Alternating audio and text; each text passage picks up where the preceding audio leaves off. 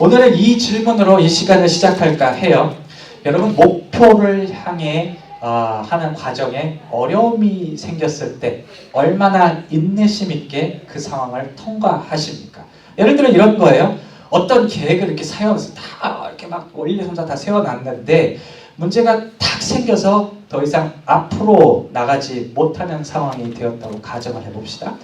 여러분은 침착하게 찬찬히 그 문제를 뜯어보고 돌파구를 향해 계속해서 앞으로 나가십니까? 아니면 당황해서 또는 안절부절해서 분노하는 성향이 있으십니까? 여러분들을 정지하려고 그러는 건 아니에요. 잘못했다는 건 아닌데 상황에 따라 그때그때 다를 수 있을 것 같아요. 제가 작년에 덴버에서 이제 학회를 마치고 아침에 공항에서 비행기를 타러 갔을 때였어요. 한 2시간 정도면은 괜찮잖아요. 매드버드 생각하고 또 다른 공항도 생각 2시간 괜찮다고 생각했는데 제가 그날이 땡스기빙 위크인 걸 까먹은 거예요. 그러니까 사람들이 엄청 줄을 서 있는데 이 수화물 검색대 거기 러비지 인스펙션 거기를 이제 한참 넘어서 공항 전체를 빙빙빙빙 둘러갖고 줄을 서더라고요. 한참 걸어서 줄 맨 뒤에 섰는데 정말 안절부절하지 못하겠더라고요. 빠르리 수화물 검색을 해야 비행기를 놓치지 않을 텐데 참 난감하다는 생각이 들었습니다. 뭐 인내심 있게 기다리는 것은 고사하고 몰라 여기저기 뭐 개구멍 없어 막 들어보고 싶어 막 이런 생각까지 막 들 정도로 그런 난감한 경험을 했어요. 뭐 다행히 비행기를 타기는 했습니다. 제가 이런 경험을 나누는 것은 목표를 앞에 두고 어떤 문제 때문에 시간이 지연되고 노력이 배가 될 때 우리가 인내심 있게 그 문제를 뚫고 지나가는 것이 생각보다는 쉽지 않다라는 것을, 불가능하지는 않겠지만 쉽지 않다라는 것을 말씀드리고 싶어서요. 성서는 이런 상황에 대해서 상당히 분명한 어조로 얘기합니다. 구체적으로 하나님께서 예비하신 값진 순간까지 인내하며 계속 나아갈 것을 우리에게 요청합니다. 제가 지난주 수요 예배 때에도 이에 대해서 언급을 하고 넘어갔는데, 예를 들어서 로마서 12장 12절을 제가 여기 해왔는데, 여기 보면 소망 중에 즐거워하며, 김지사님 넥스트 페이지 넘기면 verse 있을 거예요. 네, 소망 중에 즐거워하며 환난 중에 참으며 기도에 항상 힘쓰며 라고 얘기하면 참고 견뎌내는 것이 신앙에 요청되는 한 자세로 보고 있습니다. 이 히브리서 16장 12절도 비슷하죠.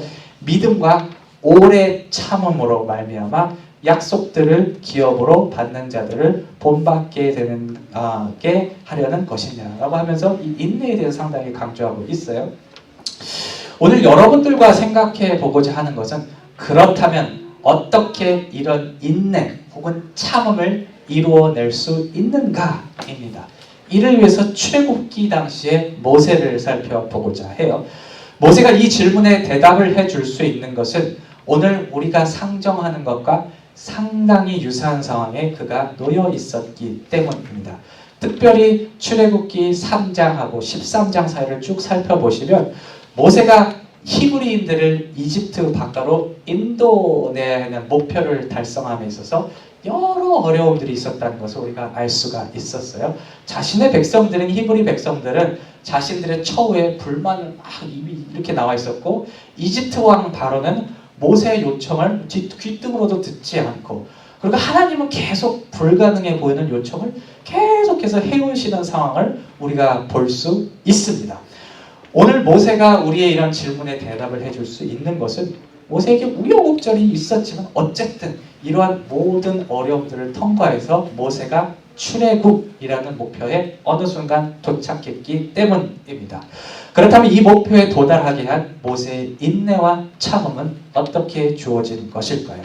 오늘 설교는 지난주 수요일에 했던 설교의 후속입니다. 그때도 인내에 대해서 말씀을 드렸는데, 오늘은 좀 이 문제에 대해 성서를 조금 더 넓은 범위에서 조금 더 깊이 들어가는 시간을 갖고자 해요.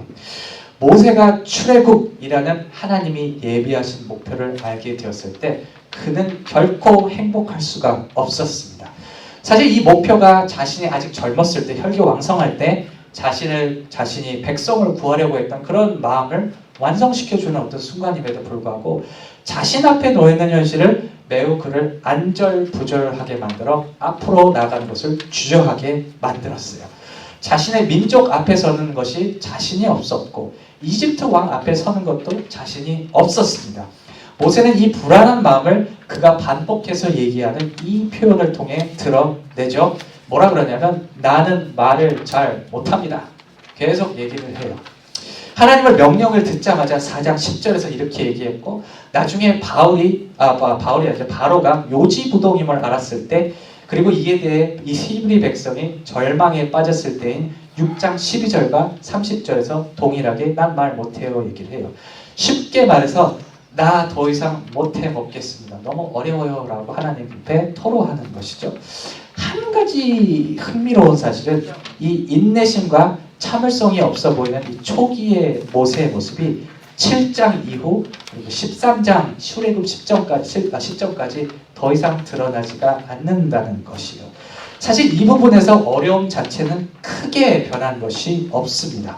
모세는 바로에게 계속해서 히브리 백성을 보낼 것을 얘기를 하지만 마지막 순간까지 이 요청을 거부하거나 무시하고 했어요. 그리고 히브리 백성들 또한 모세에게 우호적으로 바뀌었다라는 기록 또한 나오지 않습니다. 어려움 자체는 그대로인데 모세의 심정이 바뀌었다는 사실은 그가 아마 그에게 희망을 주는 어떤 새로운 것을 발견했다는 것을 우리는 암시할 거예요. 저는 이에 대해서 한 두 가지 정도를 생각해 보았어요. 첫 번째는 아마 모세가 하나님께서 해나가시는 여러 기적들을 보면서 하나님께서 뭔가 해나가신다라는 인식을 하게 된 것 같아요. 하나님께서는 7장 3절 오늘에서 읽은 내 표적과 이적을 많이 행할 것이라는 약속을 10가지 재앙을 통해서 보여주십니다. 물이 피로 변하게 하고 우박이 떨어지게 하는 등 인간이 할 수 없는 영역의 것을 보여주셨을 때 모세가 아마 진짜 하나님이 출애굽을 위해서 뭔가 하시구나라는 확신이 생겼던 것 같아요. 사실 이러한 확신은 말이죠. 모세에게 되게 중요한 것이었어요. 그가 아직 안절부절할 때 그 마음을 괴롭혔던 사실 중 하나가 바로 하나님께서 뭘 하시긴 하나라는 그런 생각이었어요. 5장 23절의 불평에서 드러나는데 바로가 히브리 백성을 계속 괴를 피우는 것을 보고 즉 이렇게 얘기를 할 거예요. 5장 23절을 보면 내가 바로에 와서 주님의 이름을 말함으로써 그가 이 백성을 더 학대하며 주께서도 주의 백성을 구원치 아니하시나이다. 뭐라 그러는 거냐면 하나님 뭘 하고 하신 겁니까? 이렇게 반문을 한 거예요. 그랬던 모세가 하나님께서 해나가시는 놀라운 사건들을 두 눈으로 직접 목격을 하죠. 아마 이를 보고 내가 말을 잘하건 못하건 하나님이 하시면 될 수 있겠구나라는 생각이 들었기에 더 이상 말 못한다는 불평을 하지 않고 어려움을 통과할 수 있었던 것 같아요. 우리가 생각해 볼 수 있는 모세의 심정이 바뀔 수 있었던 두 번째 이유는 문제에 대해 하나님이 만들어내시는 균열, crack입니다. 저는 이것이 상당히 결정적이었다고 생각을 해요. 모세가 하나님이 예비하시는 목적을 향해 가는 것에 가장 큰 문제라고 생각한 것이 바로 이집트의 왕 바로였습니다. 하나님이라는 신을 인정하지 않는 이 강력한 왕이 요지부동으로 자신의 요청을 거절한다는 사실이 모세에게 가장 큰 상심으로 다가왔어요. 6장에서 두 차례 거쳐 마치 트라우마를 불러일으키는 것처럼 자신의 언변에 문제 있다고 내가 말을 못한다고 불평하게 만든 그 장본인이 바로 이집트의 왕 바로였습니다. 6장 12절과 30절에 바로가 어찌 내 말을 듣겠습니까? 라고 이렇게 반문하는 것을 보면 우리가 알 수가 있어요. 그랬던 바로가 두 번째 재앙부터 조금씩 무너지는 모습을 보입니다.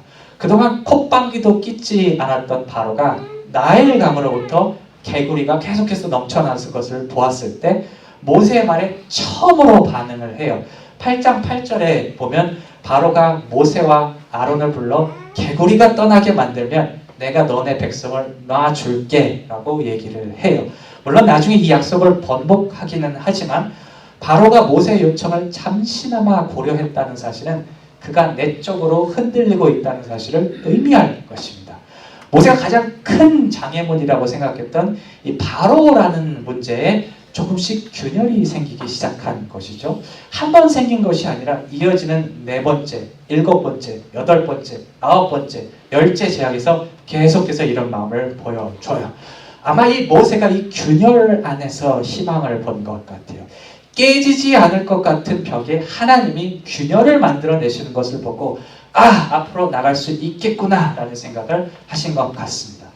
지금까지 모세의 심정을 변화를 일으켰을 것으로 보이는 2가지 사실이 종합적으로 얘기하는 것은 아마 하나님에 대한 초점일 것이에요.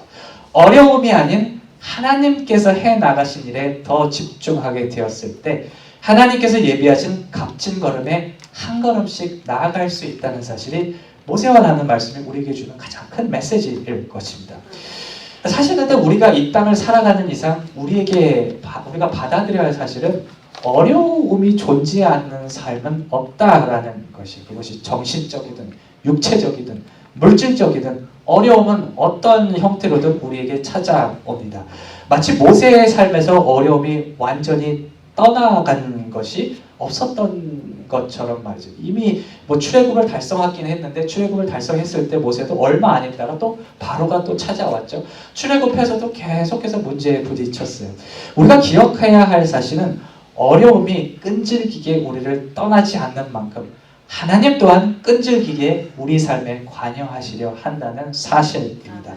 마치 모세가 거절해도 계속해서 모세에게 말을 거셨던 것처럼 하나님은 우리를 계속해서 찾아오시고 삶에 관여하려 하십니다. 우리를 사랑하시기 때문이죠. 모세의 삶이 우리에게 말하는 것은 어려움과 하나님의 관여가 공존하는 세상 가운데 우리가 관심을 가지고 보아야 할 것은 하나님이지 어려움이 아니라는 사실입니다. 하나님께서 무엇을 해나가시겠구나, 하나님께서 내 삶에 관여하시는가라는 인식이 어려움이나 문제보다 더 크게 느껴질 때 우리가 하나님께서 예비하신 값진 것들을 향해 나아갈 수 있음을 우리가 알아야 할 것이에요. 이런 측면을 생각할 때 성서적 의미에서의 인내 혹은 참음은 내가 스스로 어떻게 해보려고 막 노력하는 거라기보다는 하나님을 인식하는 것을 통해 주어지는 하나의 자연스러운 결과라고 말할 수가 있을 것입니다. 일을 하시는 하나님을 보고 앞으로 나가는 것이죠. 제가 이제 미국에 처음 넘어온 이유가 학업, 스터디 때문인데 제가 10여 년의 삶을 뒤돌아보면 이 학업에 대해 정말 수도 없는 실패의 순간들이 많았음을 새삼스럽게 깨달아요. 처음에 미국에 넘어왔을 때 영어 잘 못하니까 수업 시간에 대답도 잘 못해서 창피스러웠던 일들도 수두룩했고, 제가 1순위로 가고자 했던 학교에 들어가지 못했고, 또 수많은 연구 논문들과 프로그램들의 신청에 거절, 리젝션들을 정말 많이 받아봤어요. 처음에 이런 경험들을 하게 됐을 때 내가 지금 뭐 하고 있나 라는 한심하게도 그런 한심한 생각이 제게 들었지만 결국 저를 앞으로 움직이게 만든 것은 하나님께서 이 과정 가운데 보여주신 일들이라는 생각이 새삼스럽게 들더라고요. 처음에 제가 미국에 와서 석사 과정을 시작했을 때 이런 일이 있었습니다. 아마 한국에서 막 준비하고 여러 가지 막 플랜을 짜고 제 미래를 샥 그려갖고 왔죠. 전공도 정했고 담당 교수님도 정했고 학교도 정했어요. 그런데 이 담당 교수님을 처음 만나는 자리에서 교수님이 저한테 다짜고짜 이렇게 말씀하시더라고요. 너 박사과정도 하고 싶니? 그러면 전공 바꾸고 담당 교수도 당장 바꿔, 이렇게 얘기를 하시더라고요. 사실 제가 영어를 못했어요. 모든 질문은 예스로 대답했습니다. 어르신들이 얘기하는 예스로 대답했어요. 예스 다 그랬어요. 그러니까 다 그냥 모든 질문에 전공도 바꿔, 예스, 교수님 바꿔, 예스, 다 알아서 하십시오, 이렇게 답을 했어요. 그러니까 한순간에 이 학업의 전체의 방향이 이 짧은 시간에 어이없는 대답들로 그냥 확 바뀐 것인데, 나중에 한 사실이지만 정말 이 교수님께서 해주신 변경 덕택에 지금까지 학업을 이어올 수 있었더라고요. 새로운 전공도 저에게 필요한 것이었고 새로운 담당 교수님도 저에게 정말 딱 맞는 분이셨어요. 예전에도 그렇고 지금도 그렇지만 그때를 뒤돌아보면 이것은 분명히 하나님께서 개입하셨던 순간이었구나라는 생각을 하게 돼요. 제가 수많은 실패에서도 계속해서 앞으로 나갈 수 있었던 것은 이러한 하나님의 개입에 조금 더 집중하려 했기 때문이 아닌가 싶어요. 물론 어려움도 있고 안 되는 일도 엄청나게 많죠. 지금도 그래요. 뭐 교회 일도 그렇고 가정 일도 그렇고 학업도 그렇고 내가 원하는 대로 되지 않을 때가 정말 많습니다. 그런데 어려움은 어려움대로 두고 하나님께서 해주시는 것들에 집중하게 되니까 어느 순간 이런 마음이 들더라고요. 아, 뭔가 하나님께서 예비해 두신 것이 있을 거야. 하나님께서 뭔가 하고 계시고 계실 거야. 라는 그런 마음이 들더라고요. 오늘 본문의 모세 또한 어느 순간에 이런 마음이 들지 않았을까 추측을 해봅니다. 말씀을 정리할게요. 하나님께서 준비하신 값진 것들이 분명 여러분들의 삶에 예비되어 있을 것입니다. 그를 위해 인내하며 걸어가기 위해 우리에게 필요한 것은 아마 하나님께서 해 나가시는 일들에 집중하는 것이 아닐까 싶어요. 어려움은 어려움으로 그대로 두시길 바랍니다. 어려움이 우리 마음을 잠식하게 두지 않았으면 좋겠어요. 그보다는 지금도 우리를 위해 무언가 일하고 계시는 하나님께 집중하며 이 길을 걸어가는 저와 여러분이 되시기를 주님의 이름으로 축원합니다. 아멘.